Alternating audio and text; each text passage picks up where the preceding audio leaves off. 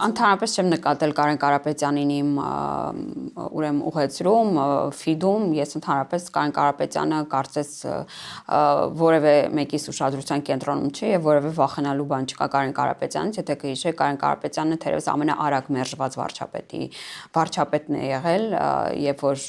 ուրեմն հեղափոխության օրերին որոշել էր, որ նա արտոնյալ է եւ կարող է դեմ դուրս գալ ժողովրդի կամքին, Կարեն Կարապետյանը առհասարակ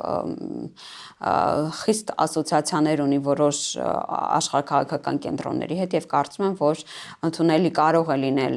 իրենց կայսերապաշտական նկրտումները հաշվի առնելով որոշ խմբակների համար, որոնք դեմ են դուրս եկել Հայաստանի Հանրապետությանը, բայց ոչ ավելին, իսկ ինչ վերաբերում է այս գաղափարական լիդեր, տեղում աշխատող լիդեր, ես կարծում եմ, որ սա ցույց է դնում նրանց քաղաքական մտքի սնանկությունը, չեն պատկերացնում առհասարակ ինչպես են քաղաքական գործընթացները տեղի ունենում Հայաստանի Հանրապետությունում եւ որ ժողովուրդը հիմար չէ եւ շատ լավ կարող է գնահատել իրավիճակը եւ իրենց քաղաքական հովանավորները։